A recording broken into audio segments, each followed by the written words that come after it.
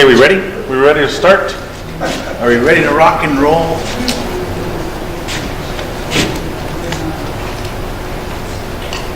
All right, so we'll begin our presentation this afternoon. I want to welcome all of you to this afternoon's presentation on alternative reporting proposal in which we have received the Mohawk Council from the CBSA. So this afternoon I'll be going through the PowerPoint presentation as well as using the two bulletin boards we have here to be able to provide you with more information on the proposed alternative reporting station. So the PowerPoint presentation which we have here has been provided to us by CBSA with respect to the actual proposal. It was provided to our council in September of 2017. We are now going out to the community, sharing that information with the community on what the proposal is about, answering questions from the community, as well as sharing some of where we're going with this proposal and what some of the next steps are. So we'll go through the PowerPoint presentation and then we'll take some questions after the presentation is completed. So the purpose of this presentation is to present an alternative reporting option to address the reporting requirements challenging currently experienced by the Mohawks of Akwesasne traveling to Cornwall Island from the United States. So as you know right now, when you're traveling from the United States, you have to report into the city of Cornwall, and then if your final destination is Cornwall Island, you have to come back after reporting to the city of Cornwall. So this proposal is to address that reporting requirement. So just a bit of background. So in partnership with the Mohawk Council of Akwesasne, CBSA would like to develop an alternative reporting solution to alleviate the reporting challenges. So I want to note that since 2009, when the customs facility relocated from Cornwall Island to Cornwall, ever since then the Mohawk Council has been calling on the Government of Canada to institute some sort of alternative reporting regime. Because if you recall, when the customs was at the bottom of the high-level bridge, we experienced significant wait times, anywhere from 30 to sometimes an hour and a half wait time. So at that time we were writing the government saying we have to come up with some other alternative way to report other than driving into the city of Cornwall and barreling back.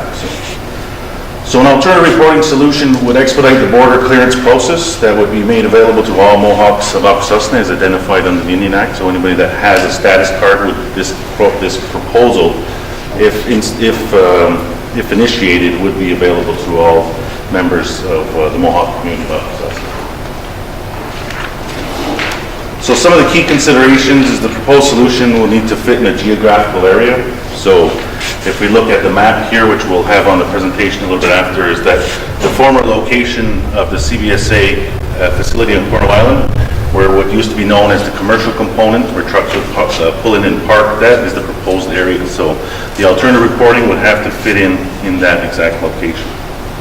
So alternative reporting will not remove the requirement for domestic traffic to report to the port of entry in Cornwall upon leaving Cornwall Island. So what that means is that because if you use alternative reporting and then you go home on Cornwall Island and later on during that day you leave Cornwall Island and you go to the city of Cornwall, you're still required to stop at the Canada Customs and inform them where you're arriving from. As it exists now, when you pull up, they ask where you're coming from. You either identify coming from Cornwall or Cornwall Island or coming from Akwesasne, New York, and then you're able to proceed. So ongoing support would be required from the local police for the security of the equipment. So if this is instituted, there will be equipment placed on the ground. We would have to ensure that equipment remains secure, as any and all assets of the community are secured by the Mohawk police. So the alternative reporting would be available for primary processing only, which means that if for some reason you pull up to the alternative reporting and they ask for you they want to be able to verify your declaration or want to be able to check your trunk or to verify your identification, you will have to go into the city of Cornwall to be processed for that. So as it exists now, when you pull up to one of the primary lanes for inspection, the officer asks you questions. If he's satisfied with what you say, you're able to proceed. If they want to conduct additional inspection, they ask you to pull over to the secondary.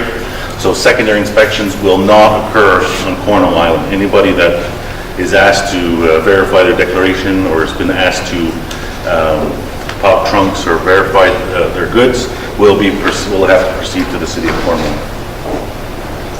As well, a secure video monitoring process will be in place. So what will happen is that when you pull up to the booth to be able to speak to the officer, which is on the other end of the line, there'll be a video monitoring equipment that will be there, as well as the actual area on which the equipment will be on will have cameras for security purposes as well. So one of the things that we have heard from the community is that they're concerned that if we proceed with alternative reporting, Canada Customs is going to come and place a bunch of cameras in the area, and they're going to see, you know, the crossroads, and they're going to see the bridge, you're going to see the whole compound area again. That will not be the case. Any security cameras will be confined to the area which the equipment is at, and that's it. So again, here is another picture of the proposed site, in which we have the same thing over here on this slide. So the next slide actually depicts a bit of the design of what the alternative station itself may look like. So for now, this is a phased-in approach. They're proposing that 2 lanes be placed for processing. So when traffic crossing into Canada, signage will direct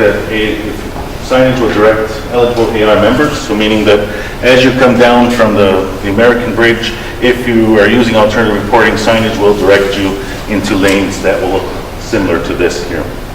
So traffic gates will restrict when this is not available, alternative reporting is not available. There will be gates that you won't end up pulling up to a booth that's not operational. You'll end up having to proceed to the City of Cornwall. So as cars enter a lane, a license plate reader will register the vehicle's plate, and the driver will swipe or scan a card and then proceed to the kiosk. So very similar to as it exists now in the City of Cornwall. As you pull up, the equipment will take a picture of your license plate as well. In this case, you'll pull up to a kiosk where you either slide a card or you use a RFID card, which is radio frequency identification card, which will transmit the data of the individual to the Canada Customs station. So a picture of the card holder and their biographical data will be displayed on the monitoring station located in the City of Cornwall. So as you pull up to the reporting station here, the data is either swiped or is transmitted to the Port of Cornwall the Port of Entry in Cornwall. An officer in the City of Cornwall will be sitting in a dedicated area specifically processing the traffic in which is using alternative reporting. So as you swipe the card, the computer in which the officer is sitting at in the City of Cornwall will project the plate information as well as the information of you, the traveler, very similar to what happens now when you pull up to the primary inspection lane. They punch in your information into the computer and that information comes up. So, next slide. So the primary processing as being proposed right now is through the use of audio two-way and video one-way. So again, I must say that this proposal is only proposed. A number of these areas, if the community is not comfortable with, can be negotiated. And again, this proposal altogether is only a proposal. If the community is not prepared to look at an alternative reporting station for whatever reason, we will not proceed with it. That's why we're holding these information meetings, to be able to share this information with you, to hear your concerns, to hear whether or not you're supportive of it, and to also explain what has been proposed to us. So gate monitoring and control, again, will be controlled at the Cornwall Port of Entry. So what happens is that when a vehicle pulls up, there's no officer present. There's an officer in the City of Cornwall sitting in front of a computer with a screen, is able to see you. He or she will control the gates that will be able to allow you to either drive off or have to proceed into the City of Cornwall. And again, secondary referrals will be sent for processing at the City of Cornwall. So there have been some rumors going around that if an officer needs to do a secondary inspection, they will be coming to Cornwall Island. That is not the case. The driver will have to go to the City of Cornwall for verification or for further inspection. No officers will be coming to Cornwall Island to do inspections. So as part of as the proposal exists now, is that all Mohawks of Akwesasne that registered under the Act will be eligible. Biographical data and photos will be provided to receive the RFID card or some sort of card. Cards will be issued at the Cornwall Port of Entry.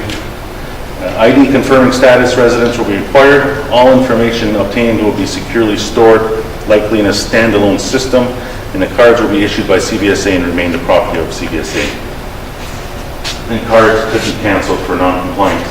So what this all means is that if we're prepared to go into the alternative reporting system, there will have to be a registration process, and we will have to provide certain documentation, which will be a photo as well as your certificate of Indian status to become eligible for this program.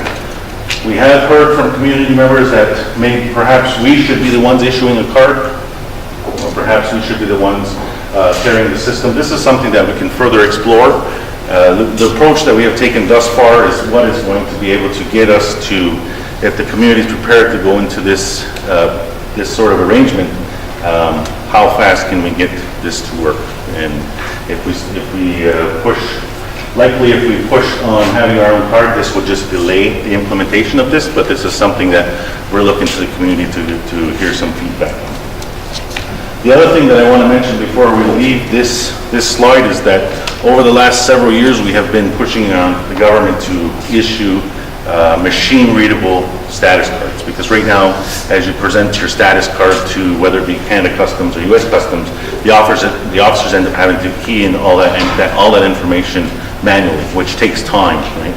And if you're a mother or single parent with 4 or 5 kids, and if they have Mohawk names, sometimes you can be sitting there for a really long time while they key in all the names, and the kids are going rambunctious, and we know that these sometimes lead to having a bit more challenges on the ground as people get delayed, they get frustrated, 5 cars pile up, by the time the 5th car gets there, he's a bit upset. So what we have been saying to the government is that everybody has a status card, they all present them now. Government should make those cards machine readable so that we can swipe. They can be swiped at the customs to be able to press through, which will not satisfy all the challenges which we have, but it will mitigate some, because I truly believe that the biggest challenge we have here is the wait times. I can tell you as a Cornwall Island resident, when I leave Cornwall Island on a Saturday morning, I want to go into the city of Cornwall and get a cup of coffee. There's nothing more annoying than taking the turn from the toll booth and having a wait time there. Because now that would generally have been in the past, a 10-minute drive to the city has now become anywhere from 15 to 20, 25 based on the traffic backups. So in any way that we can mitigate wait times is, I believe, a benefit to the community. So the implementation, again, this is all proposed, but the implementation for this project would be that initially would be from 700 to 1900 hours Monday to Friday. A trial group of high-frequency travelers would be the first group to be instituted, as well as 2 lanes would be proposed on Cornwall Island to be processed the traffic. The project of this scale would be an gradual introduction to ensure its success. So some of the things that we have heard is that, well, why Monday to Friday?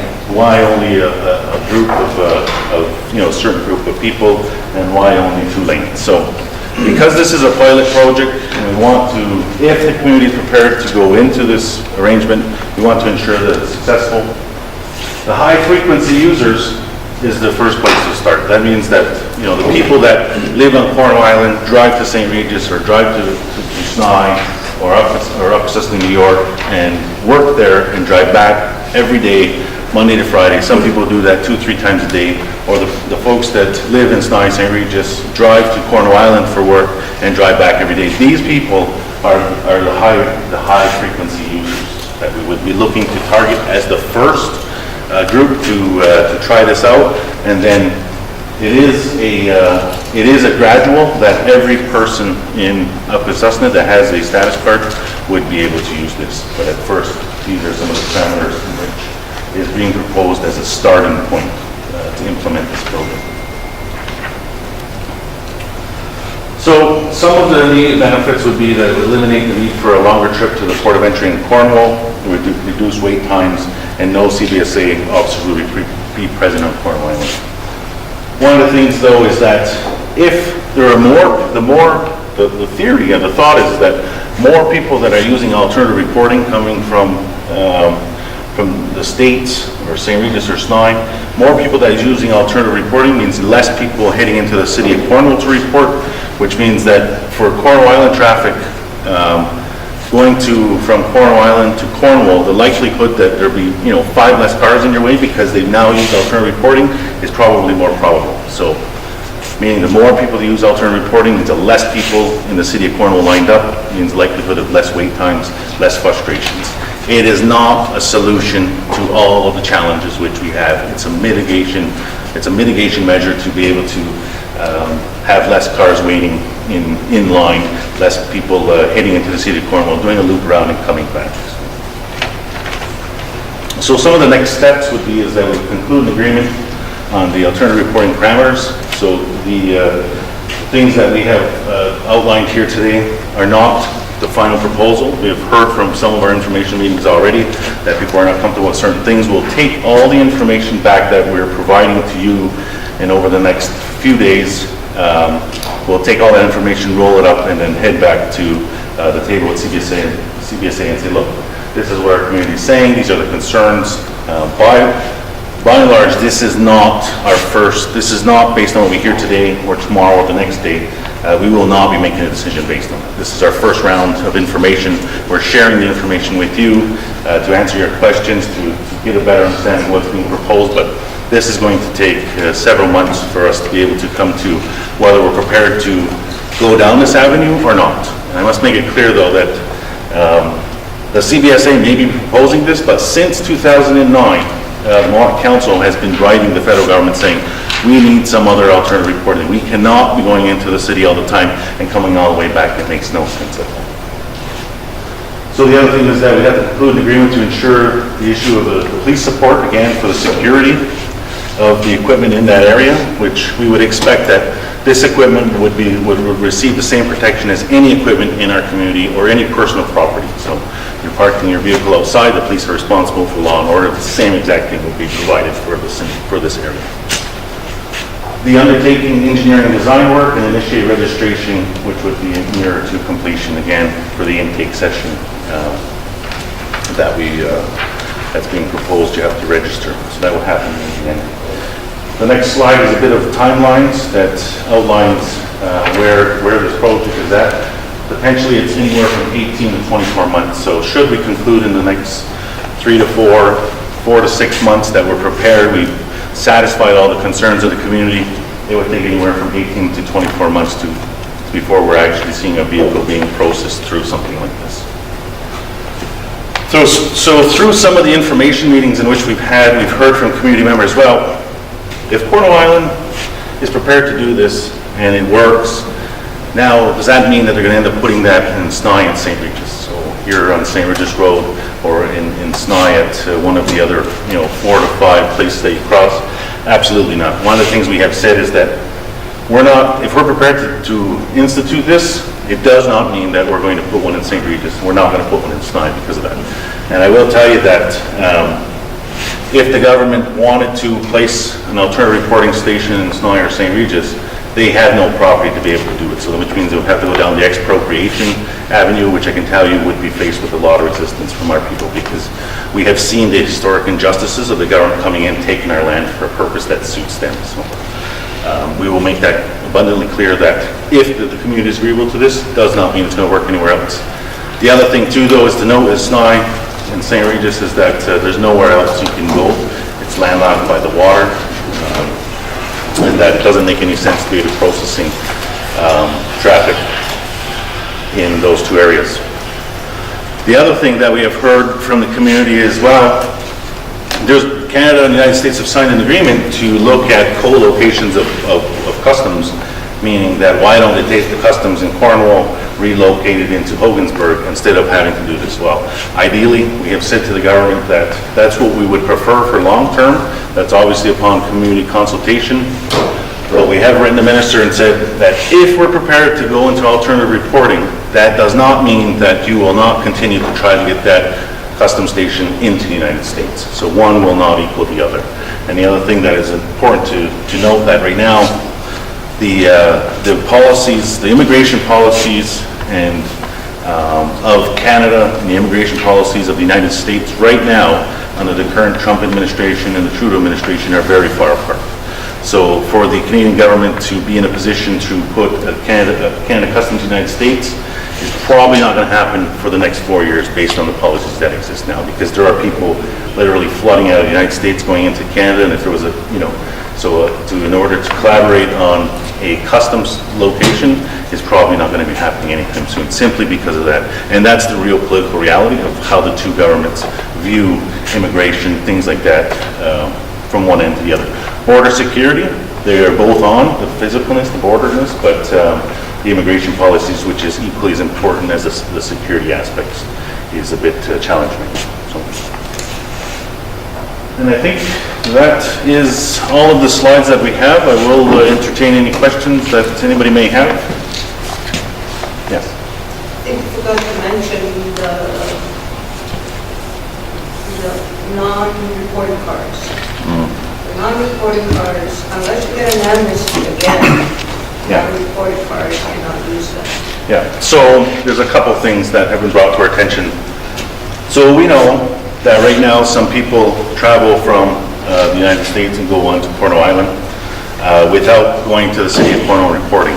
So now there are vehicles that they're failed to report. As this proposal is, those people that continue to not report still do have that option to be able to turn off left and right Porno Island. There is not something that will make you go into alternative reporting or make you go into the city of Cornwall.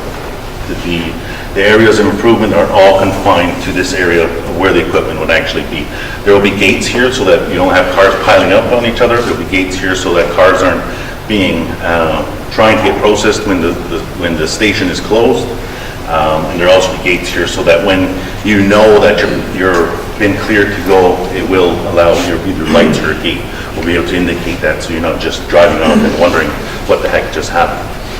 The other thing that has been brought to our concern is that, well, if we institute this and I have never reported, what's going to happen to me? I want to use this now, what will happen? And that's something that we have to continue to further investigate with CBSA to look at what's going to happen in those situations. So I do have a couple questions here that the folks online have posted for us to answer. Does this involve an application to CBSA for other cards to be used at the alternative reporting station? So we had this question last night, and it was, as it's being proposed right now, this would be a standalone system, whereas that you would register for the alternative reporting. You would not be able to take that card to Dundee or Lansdowne or any of the other ports of entry right now. But again, when we go back to, I mentioned earlier that we've been telling the government that you need to make status cards machine readable. And I think that's one of the solutions, is that if the federal government makes status cards machine readable for border, you can use it at Cornwall, you can use it at Brockville, you can use it at Dundee. So right now, if this registration system would be only for the purpose of disc crossing only. So who owns the property where this alternative reporting station is to be located? It's a great question. So as it exists now, the property is in the name of the Federal Bridge Corporation. This is something that we have been challenging the government on with respect to the ownership there. We have said that they have illegally expropriated this land here. We are currently right now in negotiations with the federal government to return portions of this land on both sides of the road. So the proposal right now would be is that this land would remain with the federal government for the purpose of alternative reporting, and when the alternative reporting is no longer used, it will then be returned to the Mohawks of Akwesasne.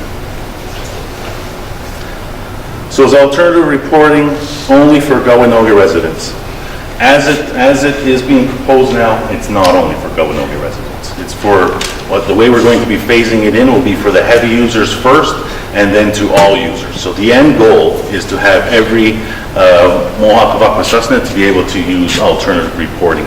From the start, we're looking at doing the the heavy users first. It doesn't really necessarily mean you're a Gawanoe resident. You may be a resident of Ganadago or China, but travel to Cornwall Island every day, and that would probably put you in one of the first groups to proceed. All right, will this open the door for these stations to be put in Stein St. Regis? Again, I think I went over that a bit earlier, that one of the things we have said is that there is no way that if this is successful, the community is agreeable, will we allow for these reporting stations to happen in Stein St. Regis. One, because they do not have any property there, and two, that if a Canada Customs were to set up something, the Americans most likely would want something, they have no property there as well. So then they would be going down the avenue of expropriation, and I can assure you that in the past, it has not always been, our community has not always gotten the great end of the stick and been welcoming to expropriation of our community.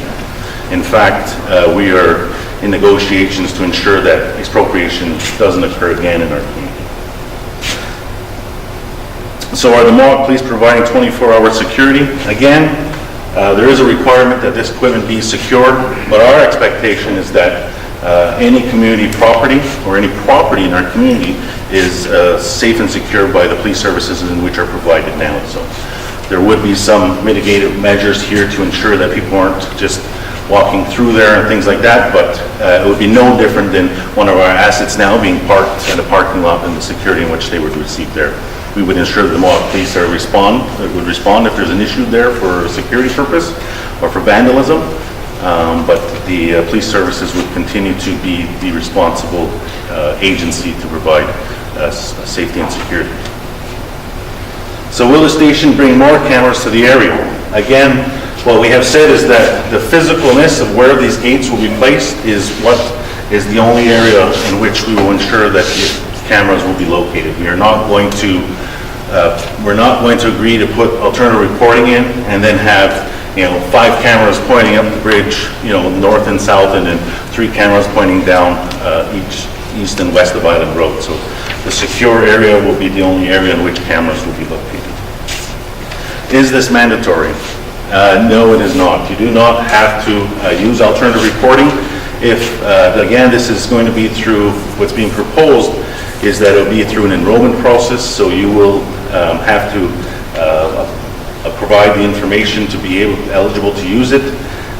If for some reason this is operational and there are 5 cars in line and you say, you know what, I don't think I'm going to wait in alternative reporting for these 5 cars to be processed. I'm going to go into the city of Cornwall, be processed as other traffic is, and loop back around. That is absolutely optional. It does not mean that if you're doing alternative reporting, you always have to use alternative reporting. So it is not mandatory. Okay. Any other questions? Wait. Also, I think there's for remote locations or other alternative recordings, I think there's an office in Hamilton that processes all that. But for the island alternative recording, will be processed in Cornwall or in the Hamilton office? Yeah, so there are a couple other alternative reporting stations across Canada at different varying places. For this alternative reporting, the officer processing you will be in the city of Cornwall, will not be in Hamilton.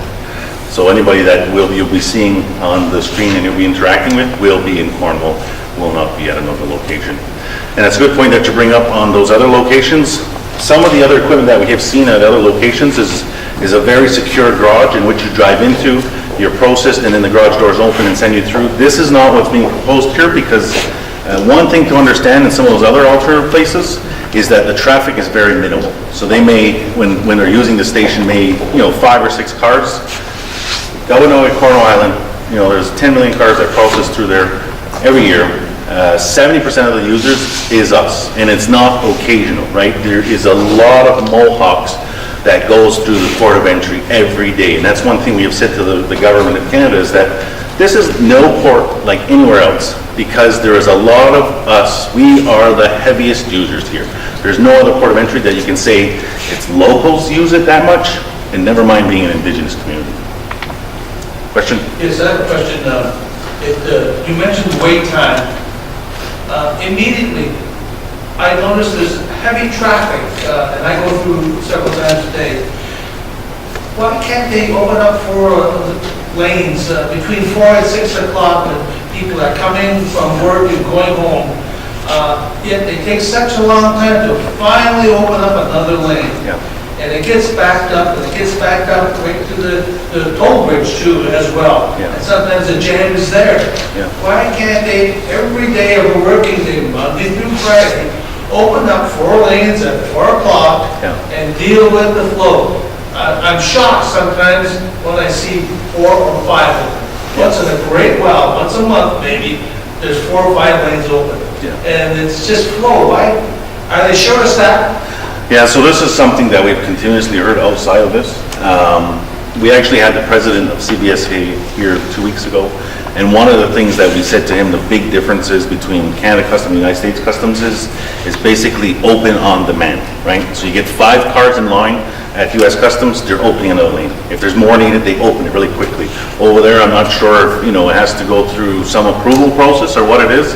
And what we have said is that from a relationship trying to ensure that our people, we're coexisting in a good manner, you need to get this traffic through much quicker, because the frustration is exactly that, right? So what we have heard back from management is that it's a resourcing issue to a certain degree, as well as there is a scheduling and union issue that comes into play. So there are openings there are actually scheduled, whereas the United States we've seen pretty obvious it's not. So how that ties back to alternative reporting, though, is that if more people are using alternative reporting, it means less people, heading into the city of Cornwall. And again, I can't express how frustrating it is to leave Cornwall Island, to go into the city of Cornwall, and to, turn the corner and have 10 cars in front, right? So if 5 of those cars use alternative reporting, now means 5 cars that are not in the way of residents going to the city of Cornwall, or staff leaving for lunch, going over there. If more people are using that, it helps mitigate it. Is it a perfect solution? No. Is it going to fix all the problems? No. Is it going to help mitigate it? We believe so. Has there been any thought about this card, was it issued, would be used for a scanning device for the bridge authority check-throughs, would be pushed instead of handing it to an individual and then scanning that card, a different card, and then giving it back to you through the window and having the gate open up? Wouldn't be just a quick, like an easy pass, New York State easy pass. It's on the window, boom, it opens up and that you. Yeah, no, there has been, we know that there has been some talk about having an easy lane put in for the tolling purpose. If it's going to be the same card, we're not sure yet, but ideally, I think it would make sense because, as we all know, we have more cards to get through somewhere, and then add your points cards on top of that for, wherever it may be. We have lakhs of cards, so if we can consolidate them, absolutely, I think that's an option to think about. Yes? The RFID card, is that for the driver or would it be for everyone in the vehicle? Good question. So the proposal is that every person in the vehicle would have to be registered. So whether it be a swipe card or an RFID, when we talk RFID, that's very similar to a Nexus card. It means as you pull up to the station, your data is transmitted from your card to the inspection station. That's RFID versus just swiping. That's more of a physical. Every person for alternative reporting, as it's being proposed, will have to be registered. Very similar to, driving into the city of Cornwall now, driving into Hogansburg, New York, you have to provide identification for every person in your vehicle. Yes? I think we should inform the community about our attempts to negotiate for domestic lending. Yeah, okay, yes. Thank you. So one of the things that is not part of the proposed alternative reporting, but is ongoing right now between the Mohawk Council and CBSA, is the establishment of a domestic lane at the port of entry, which means that any traffic coming from Cornwall Island can use this lane. Whereas if you're coming from, Hogansburg, New York, you'll have to use the other lane. So it's not part of this, but we are in negotiations right now to look at the possibility of establishing that, which I think does play into this, because now if you're driving through, you're processed by the alternative reporting, you go home, and 20 minutes later you want to go into the city of Cornwall, this other lane is now available to you, whereas there's a couple other lanes that you would otherwise have to be in because you were coming from New York and not coming from Cornwall Island. The other thing is that we have a question here. It says, will there be a referendum or vote at a special general meeting to decide what the community wants? So, last night we hosted our last month's general meeting. We provided this information to the community. Last night we were at the Snide District providing this information. This afternoon we're here providing this information. Tomorrow we will be on Gawanoga providing this information, and then Thursday we'll be at the general meeting providing this information again. So by the end of the week, my members of council will have this all be able to do it themselves. And but anyways, that will conclude our first round of information meetings. We will then take everything that has been said by the community and roll it up to see what the common threads are, and we'll take that information back to the table with CBSA and look, this is where the community is not comfortable. This is where we need to move on some of these parameters. And then again, we will take it back to the community and present again what has moved or what has changed or what has been, modified. At this point, we have not determined what the final approval process will be, but we will continue to roll the information out to the community in meetings specific like this, as well as general meetings. So, yes? Could CBSA, with this data that they collect, could they do a criminal check on people if they wanted to without our consent or with people's consent? So, as it exists now, you'll be a registration system. Every time you go to use the alternative reporting is when your information will be processed. So it's held until you use it, and then it's run through the system. So very similar now. As you go through the Canada Customs now, you provide your information on a card or a passport. That's when it triggers through the system. If there is a warrant for you, that's when it will come up. So you can technically be on the registration system for alternative reporting. It's not until you go through that these issues will be raised, right? Any other questions? Okay, so I want to thank all of you for coming out this afternoon. We will again be having more information meetings. This by far is not the final meeting that we'll be having. We will be having another meeting tomorrow, Thursday, and then in the new year we'll have additional information meetings for you. This today's is being streamed online as well as being recorded. We will share it on our Facebook page and our website, as well as our YouTube page, for people to be able to listen in and learn more. But we encourage, if you have other questions you want to talk about with us offline, there are members of council here as well that can be able to assist with that. So thank you very much to all of you.